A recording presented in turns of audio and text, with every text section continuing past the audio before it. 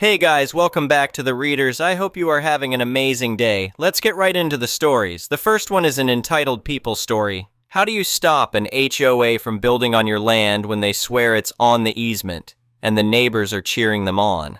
I came home to a torn-up lawn and a foreman holding a work order with my address on it. The twist was hidden in one word, and it changes everything. I'm a land surveyor by trade, which means I spend most of my time dealing with property lines, easements, and the technical details that most people never think about until they buy a house. It's methodical work that suits my personality. I like things organized, documented, and done correctly the first time. This attention to detail has served me well in my career, and as you'll see, it came in incredibly handy when dealing with what I'm about to tell you. 5 years ago, I bought my house in a subdivision that seemed perfect for someone who values peace and quiet. It's a corner lot at the entrance of the neighborhood, which means one side of my property runs along the main road leading into the subdivision. That long stretch of grass between my house and the road would become the center of this whole mess, but at the time I just saw it as extra yard space and privacy from the street. The subdivision is governed by a homeowners association like most newer developments these days. When I moved in, I figured the HOA would be one of those hands-off organizations that just maintained the common areas and collected fees. I was wrong about that, mainly because of one person who seemed to think she owned the entire neighborhood. The HOA president was a woman in her late 50s who had held the position for over a decade. Let's call her the president since I'm keeping this anonymous, but everyone knew her as the undisputed ruler of our little community. Her favorite phrase was, "It's for the good of the community," which she used to justify pretty much any decision she made, regardless of what the actual HOA rules said. The rest of the board were basically her followers who agreed with whatever she proposed. I had my first taste of her management style about 6 months after moving in. I came home from work to find a violation notice taped to my front door because my garbage can was still visible from the street at 2 p.m. on pickup day. The garbage truck had come late, around 1:30, and I hadn't gotten home yet to drag the empty can back up my driveway. According to the notice, garbage cans must be removed from street view within 2 hours of pickup.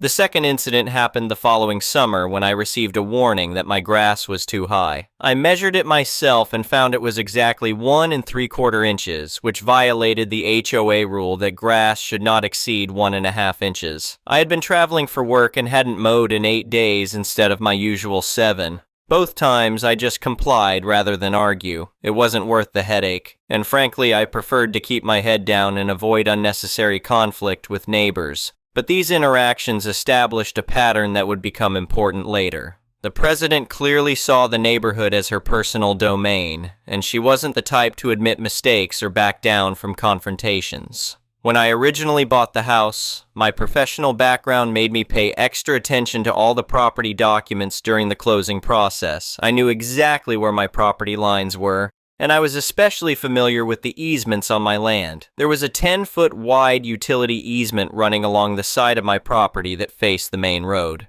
The legal description was very specific, and it's burned into my memory because I've seen similar language hundreds of times in my work. The easement was designated for subsurface public utilities, including water, sewer, and electrical conduits, and for drainage. The key word there was subsurface. There was absolutely no mention of above-ground structures, poles, or lighting fixtures. This detail would prove to be crucial. I had been working on a surveying project about 2 hours outside of town for a full week in late September. It was one of those jobs where you're basically camping in a hotel and spending 12-hour days in the field, so I was completely disconnected from what was happening back home. I was looking forward to getting back to my own house, my own bed, and maybe catching up on some yard work over the weekend. As I turned into the neighborhood that Thursday afternoon, I immediately noticed something was different. There was a commercial van parked along the street near my property, and I could see several people working on the grassy strip between my house and the road. My first thought was that maybe the city was doing some kind of utility work, which wouldn't be unusual given the easement. But as I got closer, it became clear this wasn't a city project. There were several large circular holes dug into my lawn, each about 3 feet deep and perfectly round. Next to the holes were tall black metal light poles that looked like the decorative streetlights you see in upscale shopping centers. There were bags of concrete mix stacked on a blue tarp, spools of electrical wiring, and what looked like the components for several more light fixtures. The damage to my grass was significant. The entire area was torn up from digging and foot traffic. These weren't small holes for simple repairs. This was major construction happening on my property without my knowledge or permission.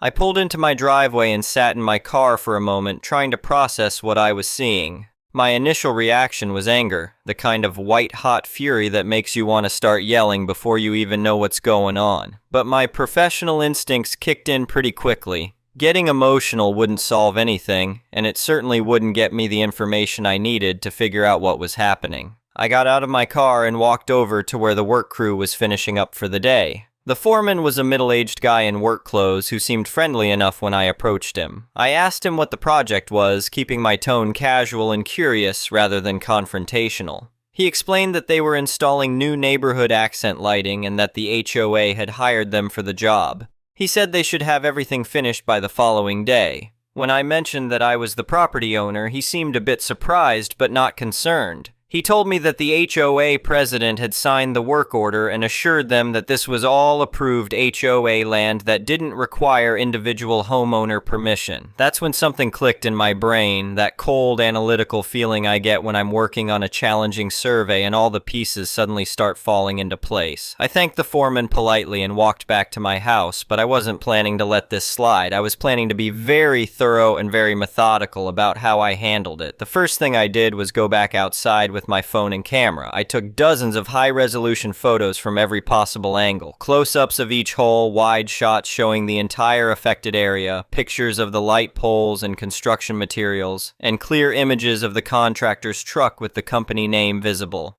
I also took a video, walking slowly along the length of the construction area while narrating what I was seeing and clearly showing the property survey stakes that marked my boundary lines.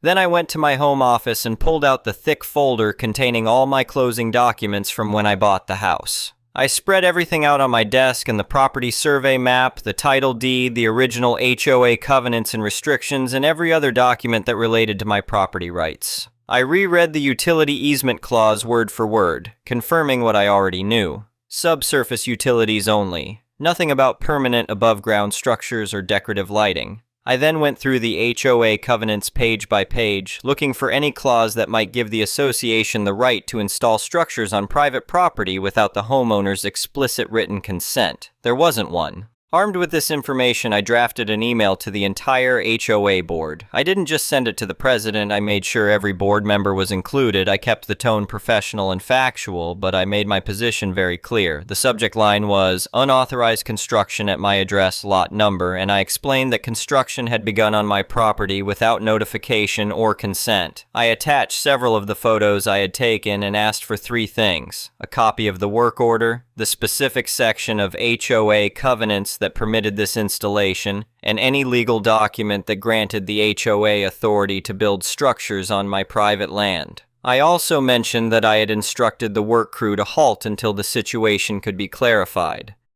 The response came faster than I expected. Within an hour, the president had replied to the entire email chain with a message that was both dismissive and condescending. She wrote that this was part of the neighborhood beautification and safety project that had been mentioned in the previous month's newsletter. According to her, the lights were being installed on the community easement for the benefit of all residents, and individual permission wasn't required for work done on HOA-controlled land. She ended by saying my cooperation would be appreciated. I had to read that email twice because I couldn't believe how confident she sounded while being completely wrong about the legal facts. But her response told me everything I needed to know about how she planned to handle this situation. She wasn't going to back down voluntarily, and she clearly believed her authority as HOA president gave her rights that didn't actually exist.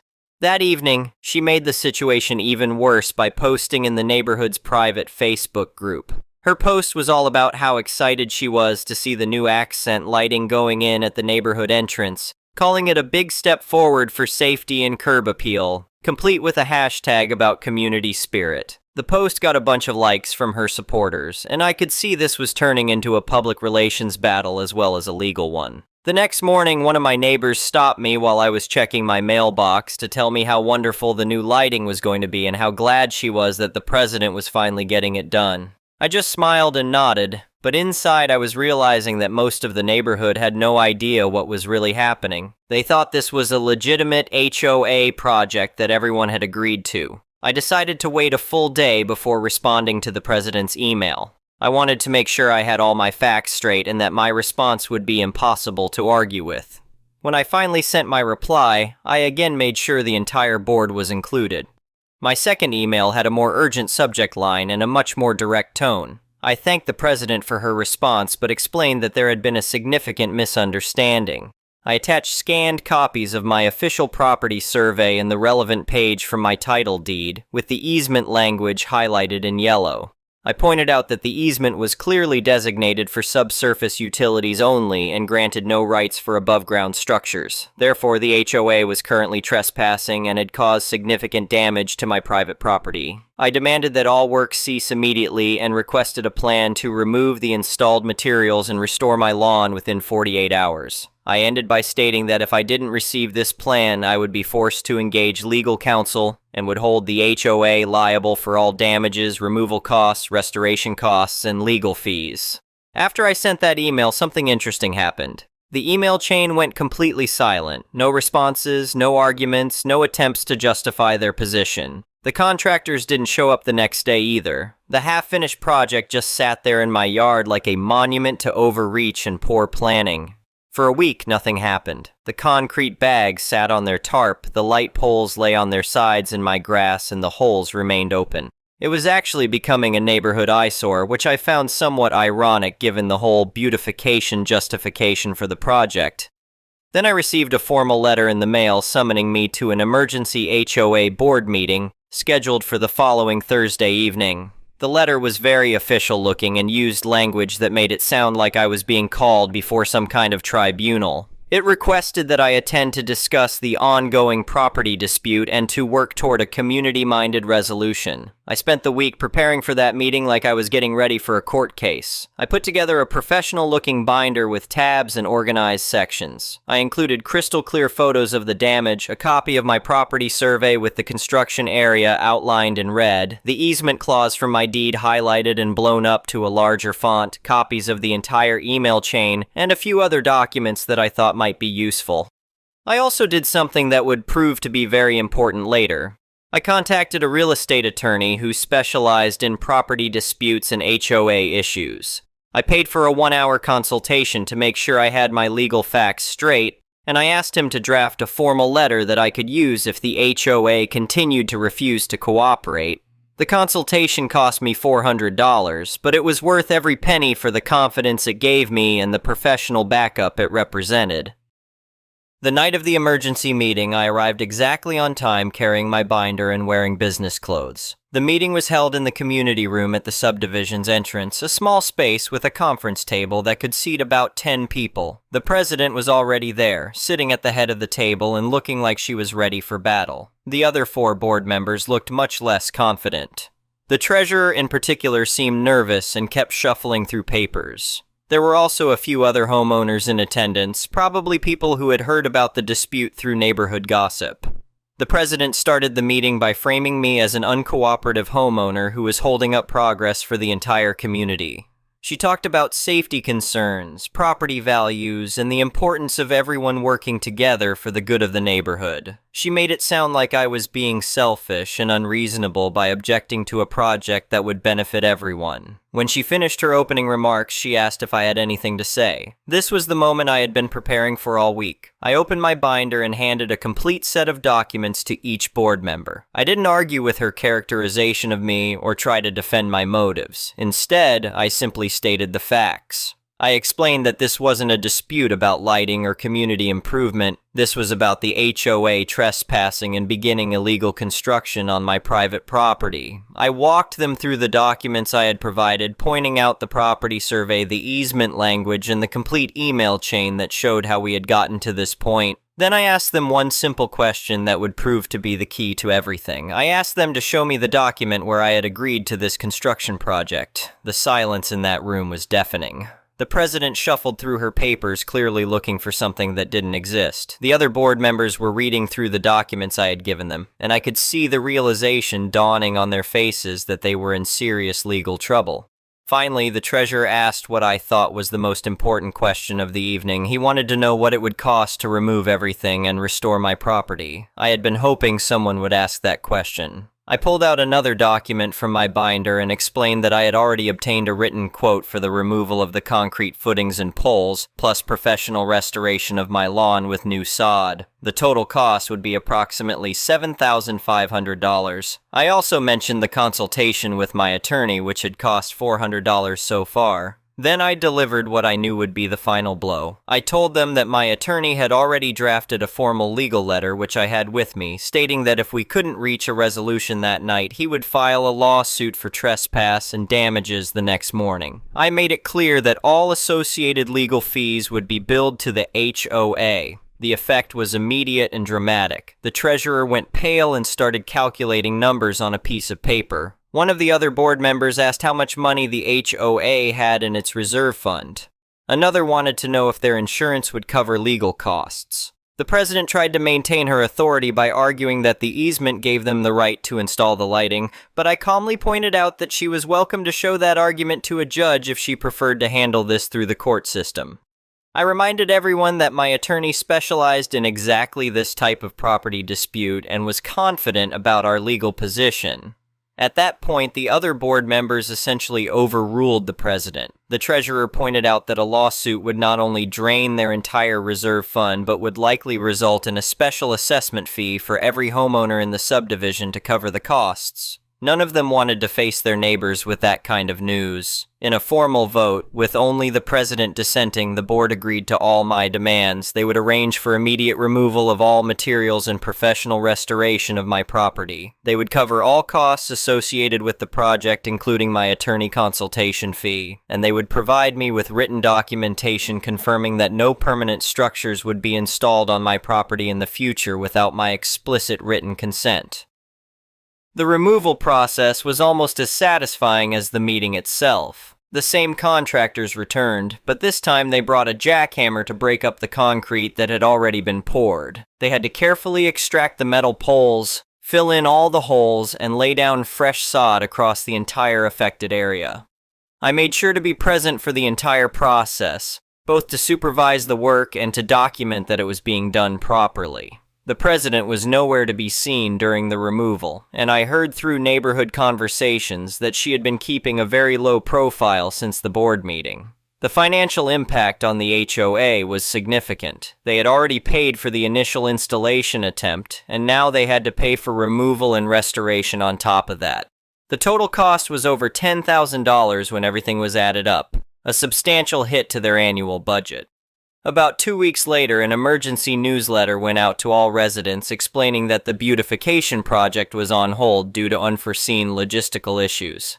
But the real story spread through the neighborhood pretty quickly. People started asking questions about why a project that was supposedly approved and budgeted had to be completely abandoned and removed at significant cost. The aftermath extended well beyond just the lighting project. At the next annual HOA meeting, there was much higher attendance than usual, and many homeowners were asking pointed questions about board oversight and fiscal responsibility. The president faced several challengers for her position and was not re-elected. The new board that came in was much more cautious and professional in their approach. They started consulting with legal counsel before beginning any new projects, and they made sure to verify property rights and easement restrictions before doing any work that might affect individual lots. As for my relationship with the neighborhood, something interesting happened. Instead of being seen as the troublemaker who blocked a community improvement project, I gained a reputation as someone who knew their rights and couldn't be pushed around. Neighbors who had initially supported the lighting project started nodding approvingly when they saw me, and a few even stopped to ask for advice about their own property issues. The president's supporters, who had been so vocal in the Facebook group about the wonderful lighting project, quietly distanced themselves from her after the financial disaster became public knowledge. It's amazing how quickly people's attitudes change when they realize someone's poor decisions might cost them money.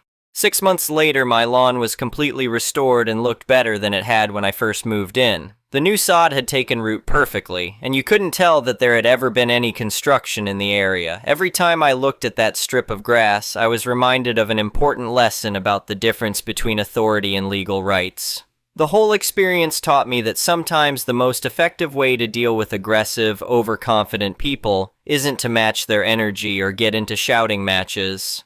The most powerful response is often calm, methodical preparation combined with a thorough understanding of the rules they claim to be enforcing. I didn't win that confrontation by being the loudest person in the room or by making threats. I won by being the most prepared person in the room and by having better documentation than they did. When you know your rights and can back them up with facts, you don't need to raise your voice. The president thought her decade of authority gave her the right to do whatever she wanted with neighborhood property.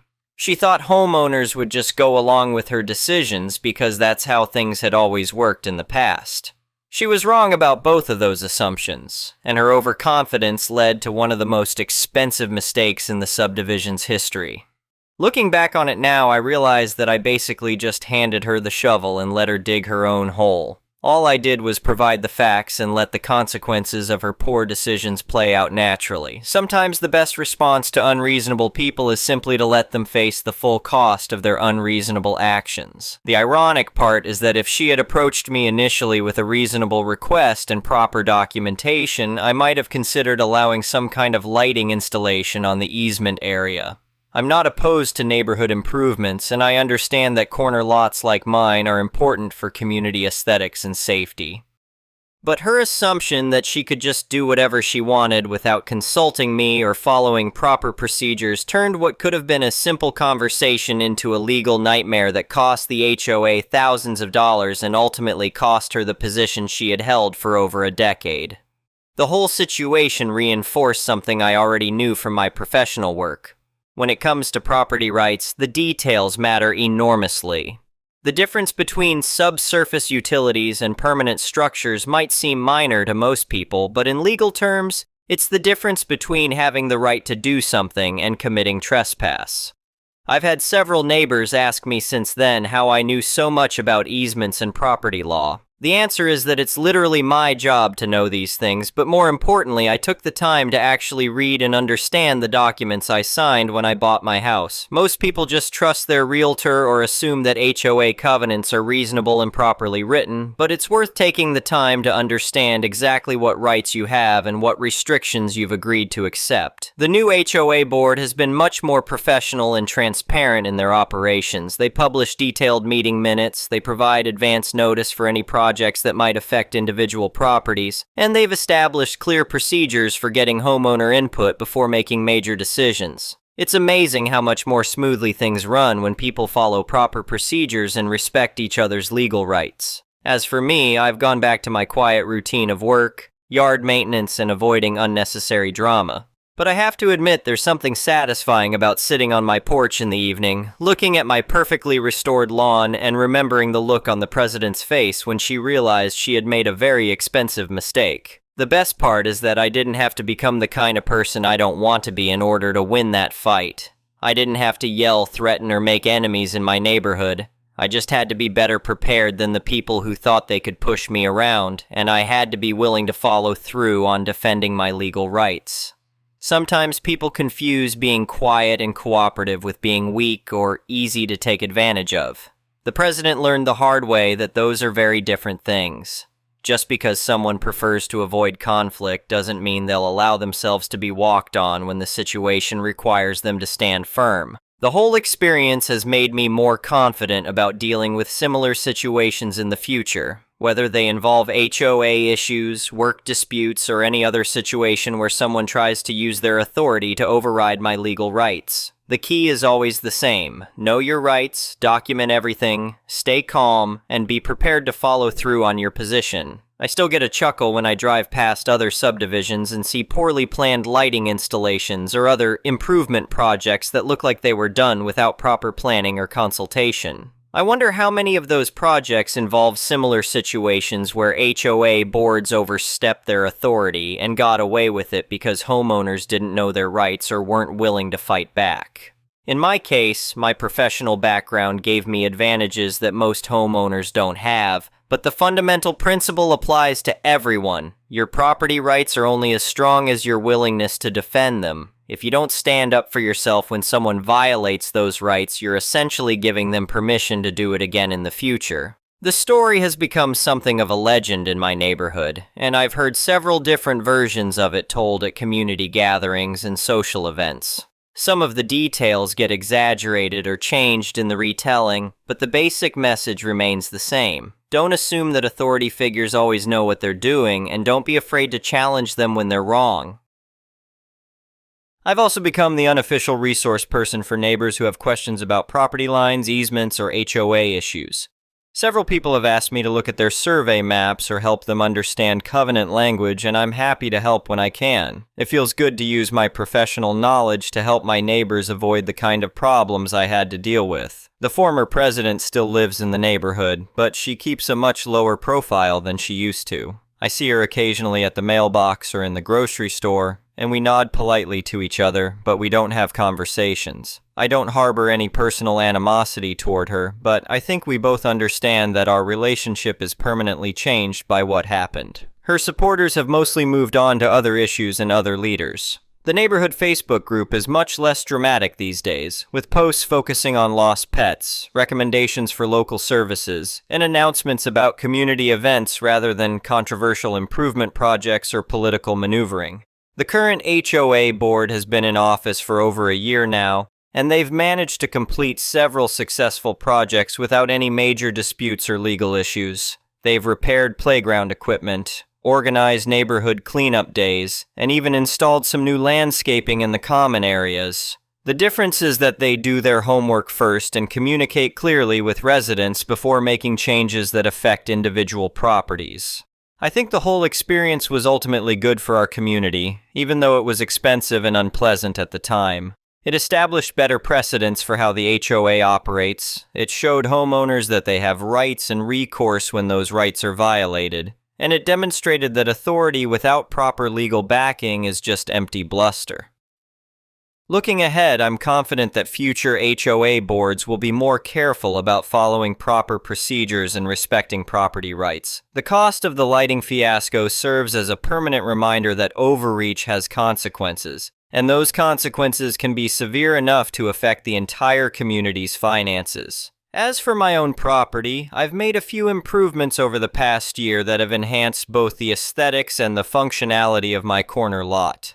I've installed better landscaping along the road frontage, improved the drainage in the easement area, and even added some subtle lighting of my own that's properly located on my private property rather than in the easement. The irony is that my property probably looks better now than it would have with the original lighting project, and more importantly, it looks the way I want it to look rather than the way someone else decided it should look without consulting me. I've learned to be more proactive about staying informed on HOA decisions and attending more meetings, not because I want to be confrontational, but because I want to make sure that future projects are planned correctly from the beginning. It's much easier to address potential problems during the planning phase than it is to fix them after construction has already started. The whole experience has also made me appreciate the value of professional expertise and proper documentation. In my surveying work, I see the consequences of poor planning and inadequate research all the time. Property disputes, construction delays, and legal problems that could have been avoided with a little more attention to detail up front. In this case, if the HOA had consulted with a property attorney or even just carefully read the easement language before starting their project, they could have saved themselves thousands of dollars and a lot of embarrassment.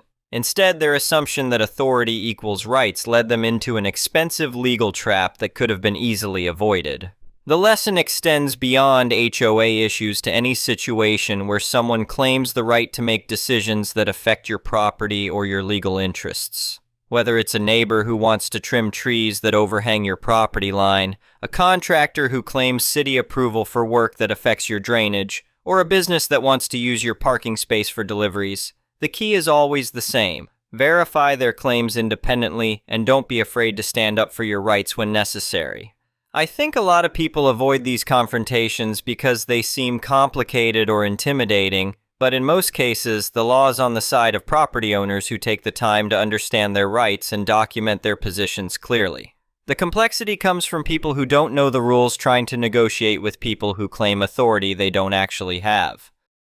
In my situation, once I had the facts organized and documented, the legal issues were actually quite straightforward. The HOA had no right to install permanent structures on my property. They had caused damage through their unauthorized construction, and they were responsible for fixing the problems they had created. Everything else was just noise and bluster designed to make me think the situation was more complicated than it actually was. The most valuable skill I gained from the whole experience was the ability to stay calm and focused when someone is trying to intimidate me or pressure me into accepting something I know is wrong. The president was very good at using her authority and community standing to make people feel like they were being unreasonable if they questioned her decisions. But once I realized that her authority didn't extend to my property rights, her intimidation tactics lost all their power. I think this is an important lesson for anyone who finds themselves in conflict with authority figures, whether it's an HOA board, a local government official, a business manager, or anyone else who claims the right to make decisions that affect your interests.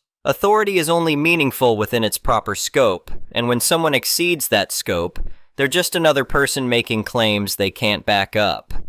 The key to handling these situations effectively is preparation, documentation, and a willingness to follow through on your position.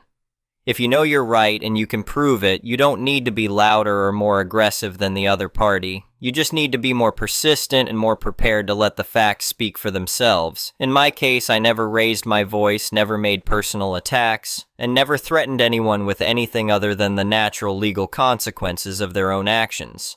I simply provided accurate information about my rights and their obligations, and I gave them the opportunity to correct their mistakes voluntarily before involving attorneys and courts. When they chose not to take that opportunity, the consequences that followed were entirely of their own making. I didn't create the legal problems they faced, I just made sure they couldn't ignore those problems or pass the costs on to me. That's really the essence of effective conflict resolution in situations like this. You're not trying to punish people or get revenge, you're just trying to make sure that everyone faces the appropriate consequences for their choices and actions. When people make good choices, they get good outcomes. When they make poor choices, they should bear the costs of those choices rather than passing them on to innocent parties. The whole experience has made me more confident about handling similar challenges in the future, and it's also made me more aware of how often these kinds of property rights issues come up in everyday life. Whether it's understanding what your homeowner's insurance covers, knowing where your property lines actually are, or recognizing when someone's claims about zoning or permits don't match the actual legal requirements, having a basic understanding of property law can save you significant time, money, and frustration. I've started recommending to friends and colleagues that they take some time to really understand the documents they sign when buying property, just like they would with any other major financial transaction. Most people spend more time researching a car purchase than they do understanding their property rights, and that can lead to expensive surprises down the road. In the end, I'm grateful that the situation worked out the way it did. My property is restored, the neighborhood has better governance, and I've gained valuable experience in defending my rights effectively. The cost to the HOA was significant, but it served an important purpose in establishing better precedents for how property rights should be respected in our community. Sometimes the most important victories are the ones that prevent future problems rather than just solving current ones. By making it clear that property owners in our neighborhood know their rights and are willing to defend them, we've probably prevented similar issues from arising in the future. The next time someone proposes a project that affects private property, they'll do their homework first rather than assuming they can proceed without proper authorization. That kind of prevention is worth far more than the cost of the legal consultation and the time I invested in resolving the dispute. It creates a foundation for better relationships and more effective community governance that will benefit everyone for years to come. As I sit on my porch these days, looking at my perfectly restored lawn and enjoying the quiet evening routine that I value so much, I'm reminded that the best solutions to difficult problems are often the simplest ones. You don't need to become someone you're not, or adopt tactics you're uncomfortable with in order to stand up for yourself effectively. You just need to know your rights, prepare your case thoroughly, and be willing to follow through on your position when the situation requires it. Everything else takes care of itself, and the people who thought they could take advantage of your cooperative nature learn that cooperation and weakness are very different things. The president thought she was dealing with someone who would back down rather than cause trouble for the community. Instead, she discovered that the most dangerous opponents are often the quiet, methodical ones who do their homework and let the facts speak for themselves. By the time she realized her mistake, it was far too late to correct course without paying a substantial price for her overconfidence. I handed her the shovel, metaphorically speaking, and she dug her own hole. All I had to do was stand back and let the natural consequences of her poor decisions play out. Sometimes that's exactly the right approach to dealing with unreasonable people, and it's often much more effective than trying to match their energy or argue with their logic.